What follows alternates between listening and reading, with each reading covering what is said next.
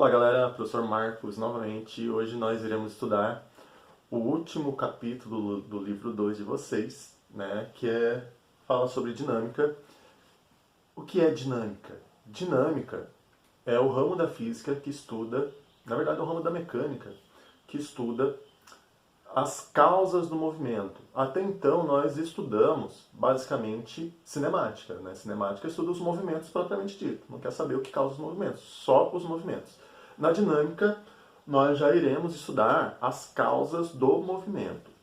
Ok, galera? Então, o principal conceito da dinâmica, né, para começarmos a entender dinâmica, é força, né? Força é uma das causas do movimento.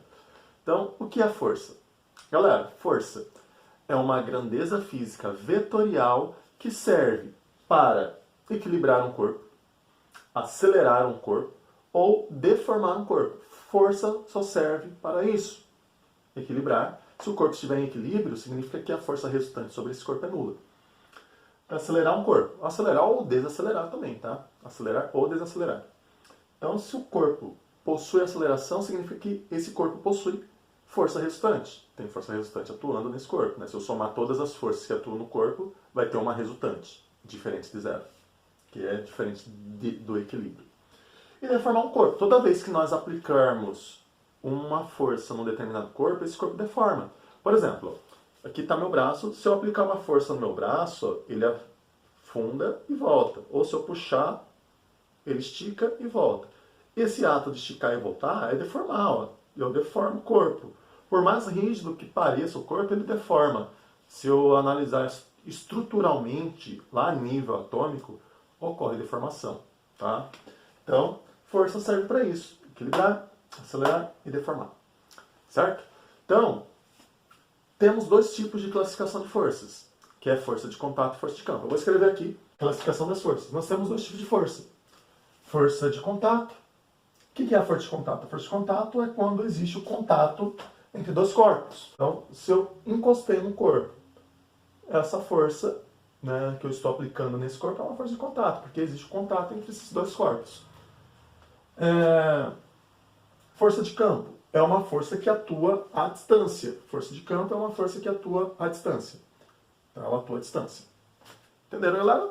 Tudo bonito, tudo bonito. Força de contato existe no contato entre os corpos, e força de campo é uma força que atua à distância. Por exemplo, um exemplo de força de campo.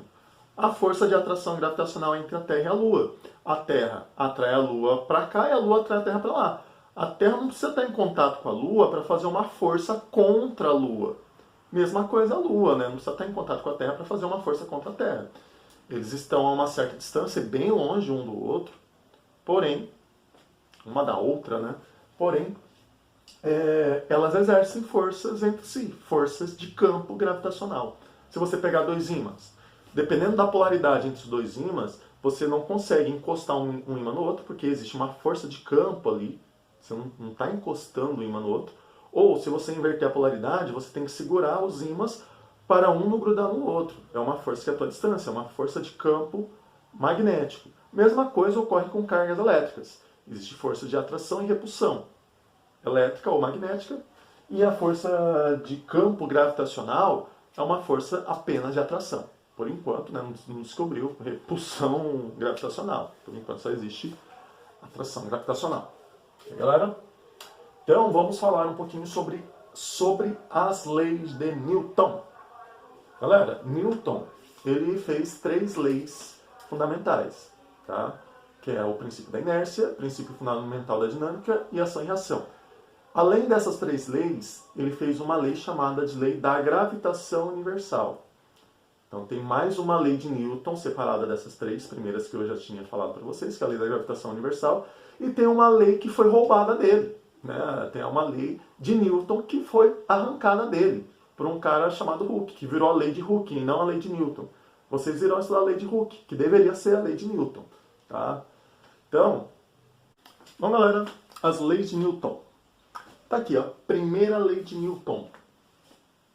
Galera, princípio da inércia ou simplesmente inércia.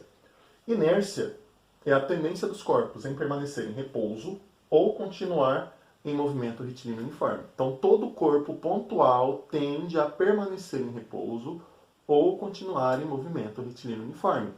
E isso só ocorre se não houver força resultante atuando sobre esse corpo. Então, deixa eu explicar um pouquinho melhor sobre essas duas tendências aqui.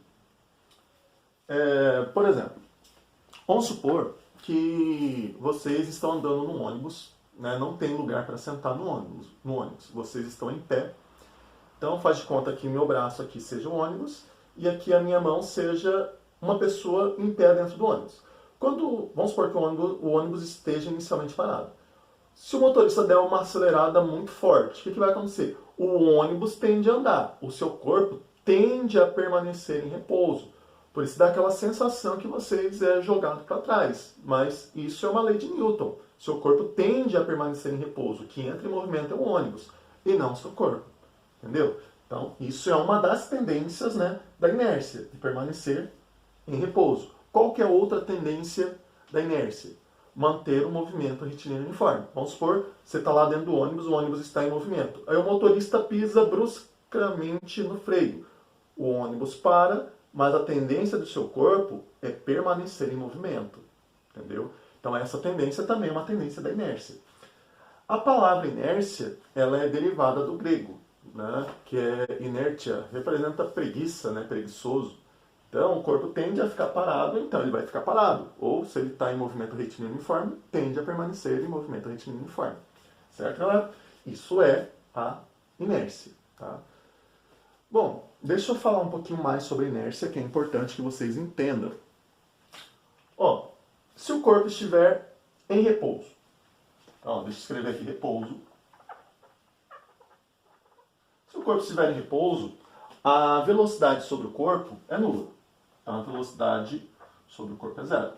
Se a velocidade for nula, a força resultante também será nula.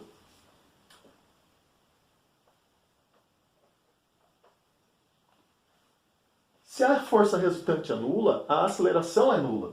Tá? A aceleração é uma consequência da força resultante. Tá? Então, a aceleração é nula também.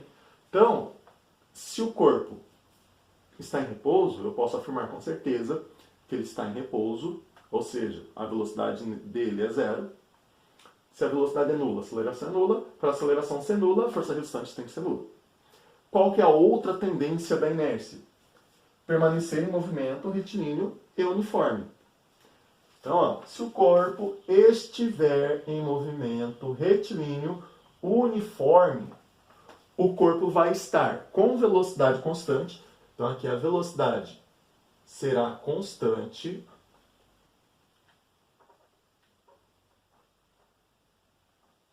Constante e diferente de zero, hein? Constante e diferente de zero. Aqui vai ter velocidade, está em movimento.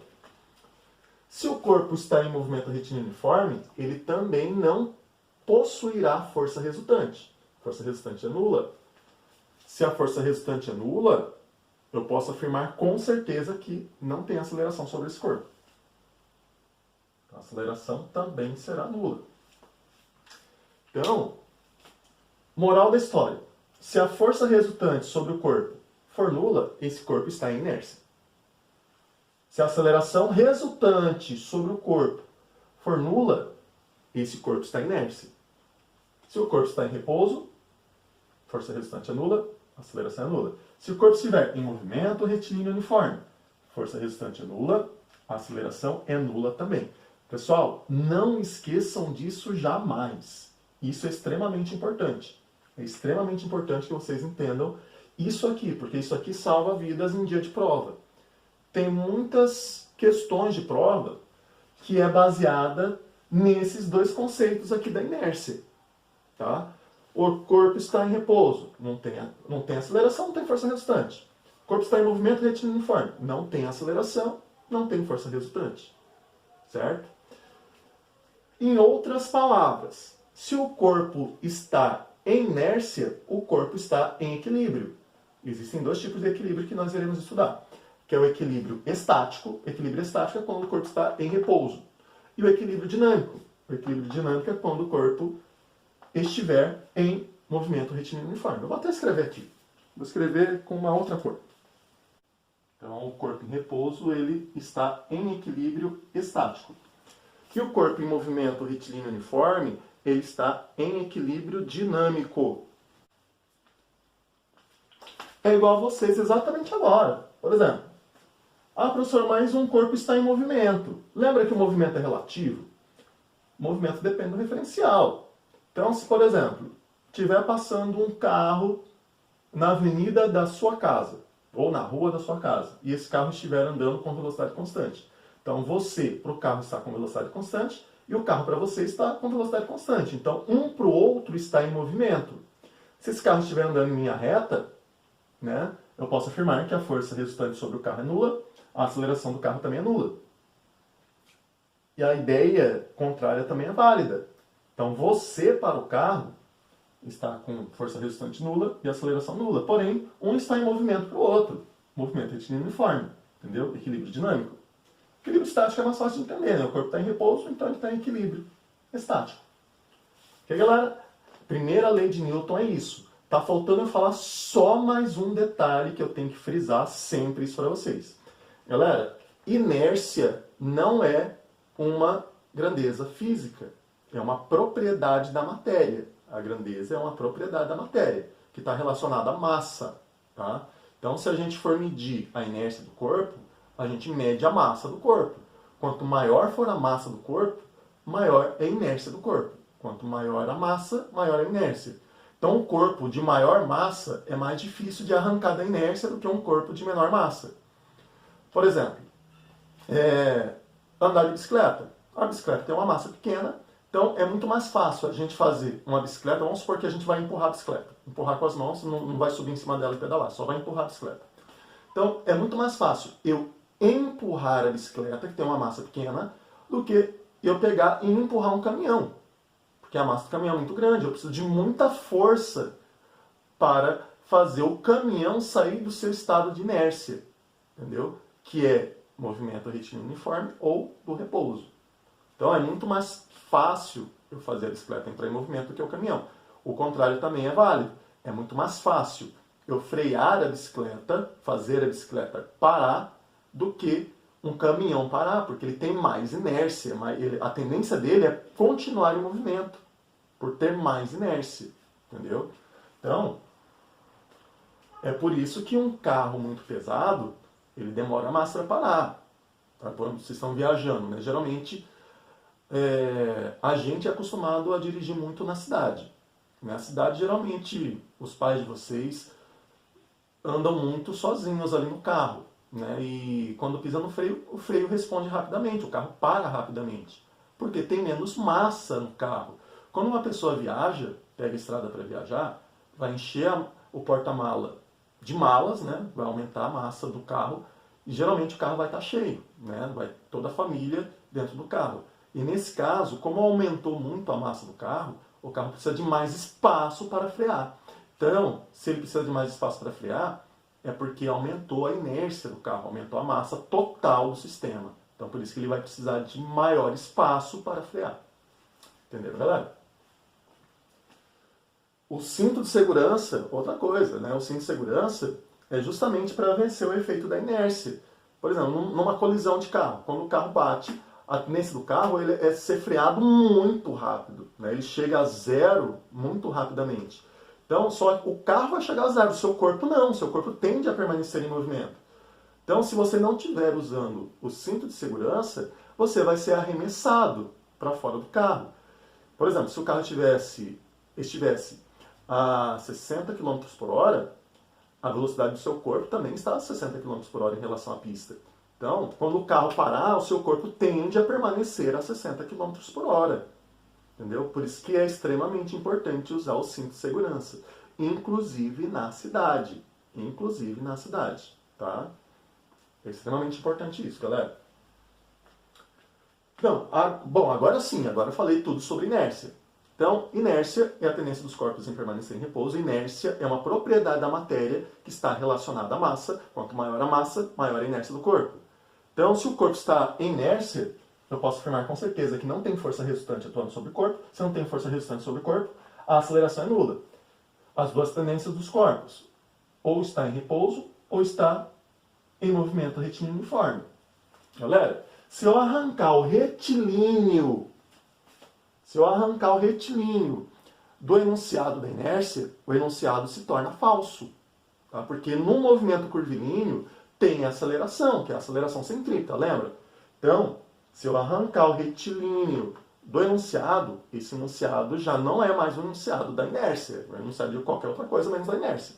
Tá? Então, verdadeiro ou falso? Inércia é a tendência dos corpos em permanecer em repouso ou em movimento uniforme. Isso é falso. Eu não falei o retilíneo. Tem que ser movimento retilíneo e uniforme. Se o movimento for retilíneo e uniforme, o corpo está em inércia. Se o corpo estiver em repouso, o corpo também está em inércia. Ok, galera? Rapaz, inércia deu trabalho para explicar, hein? Mas é fácil de entender. Inércia é facinho, hein, galera? Vamos para a segunda lei de Newton. Tá aqui, segunda lei de Newton. Princípio fundamental da dinâmica. Galera, é uma formulazinha, né? Segunda lei de Newton é uma formulazinha. Já vou explicar o que acontece com essa formulazinha. Então, a força resultante é igual ao produto da massa pela aceleração adquirida. Tá? Lembre-se que a aceleração é vetorial e a força também é vetorial. Tá, galera? Então, por exemplo, vamos supor que vocês estão indo lá no supermercado fazer compra e pegam o carrinho do supermercado que a princípio está vazio. Então, quando você aplica uma força no carrinho, essa força vai fazer o carrinho acelerar por um determinado instante, até adquirir velocidade constante. Então, nesse processo de aceleração do carrinho, é muito mais fácil fazer esse carrinho adquirir velocidade com o passar do tempo, em outras palavras, é muito mais fácil fazer o carrinho acelerar quando ele está vazio do que à medida que eu for acrescentando os mantimentos dentro do carrinho, que a massa do carrinho vai aumentando, né? A massa total do carrinho vai aumentando. Então, vamos supor que essa força que eu esteja aplicando no carrinho seja uma força que é sempre constante. Então, se eu estou aplicando a força no carrinho, o carrinho está vazio, ele adquiriu velocidade muito rapidamente, até chegar à sua velocidade constante. Mas, à medida que ele for ficando mais pesado, é mais difícil fazer o carrinho ganhar velocidade. Mas ele vai chegar na velocidade final constante, igual anteriormente, entendeu? Porém, ele demora mais, porque essa força é constante. Lembre-se disso. E a única coisa que está mudando aí é a massa e a aceleração. Então, ó, se eu for pensar aqui, vou reescrever a fórmula aqui só para eu explicar isso que eu estou falando para vocês. Então, a força resultante é igual a massa vezes a aceleração. Né? Então, à medida que a massa do carrinho vai aumentando, para não mudar o valor da força que eu estou mantendo constante, a aceleração diminui. Entendeu? Então, à medida que a massa vai aumentando, a aceleração diminui. É bem isso o princípio fundamental da dinâmica. Entendeu? Então, há casos que é possível a gente imaginar a massa variando. Tá? Só que no ensino médio a gente não vai estudar esses casos. Tá? Só na faculdade de física, talvez engenharia também. Tá? Então, quando a massa for constante, essa equação é perfeita. Ela descreve muito bem a segunda lei de Newton. Ok, galera? Então, é uma formulazinha. Então, a força é medida em newtons, no sistema internacional, massa é medida em quilograma, também no sistema internacional, e a aceleração também medido em metros por segundo ao quadrado, que a gente já havia estudado anteriormente, né? Aceleração, metros por segundo ao quadrado, no sistema internacional. Essa é a segunda lei de Newton. Galera, a lei de Newton, que eu particularmente acho mais difícil, é a terceira lei. Aparentemente, ela é fácil. À primeira vista, ela é fácil. Mas na hora que a gente senta para resolver exercício, ela é extremamente confusa. Tá? Então, assistam umas 3 vezes a parte das leis, da terceira lei de Newton, que é extremamente importante, tá, galera? Que vocês entendam muito bem, para não errar a questão fácil. Geralmente, as questões que a maioria das pessoas erram nos vestibulares, principalmente no Enem, é sobre a terceira lei de Newton. Tá? Então, vamos lá. Terceira lei de Newton.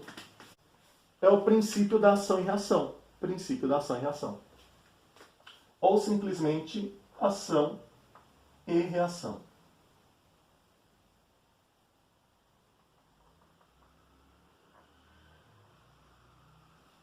Eu vou escrever um enunciado aqui, tá?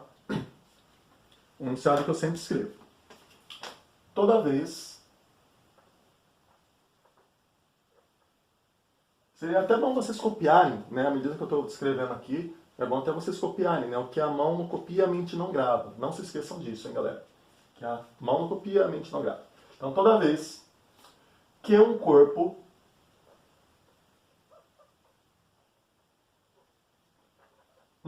A, tá?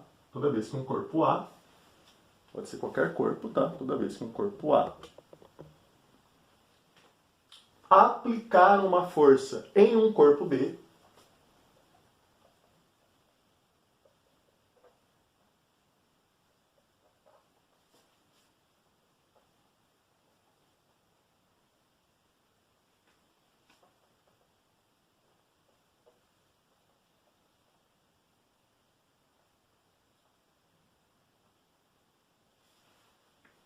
este último aplicará no primeiro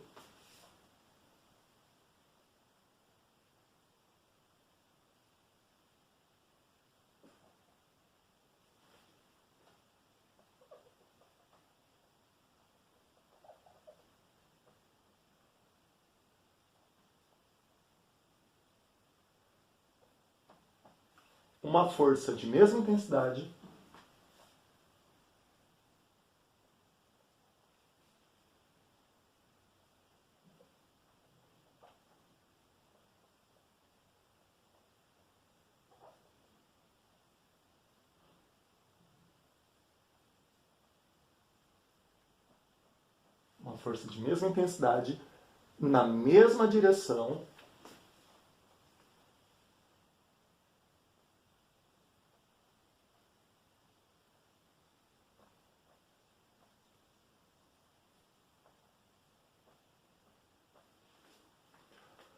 mas em sentido contrário, em sentido oposto.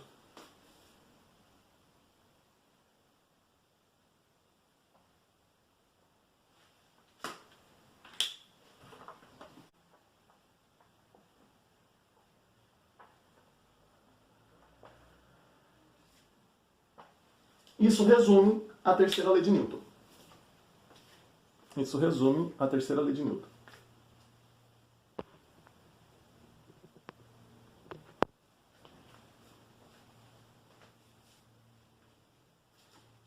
Então, toda vez que um corpo A aplicar uma força em um corpo B, este último, que é o corpo B, aplicará no primeiro uma força de mesma intensidade,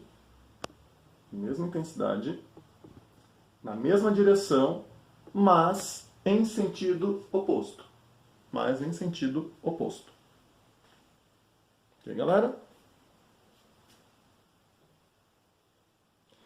Se fosse só isso, a terceira lei de Newton, estava tranquilo. Mas não é só isso.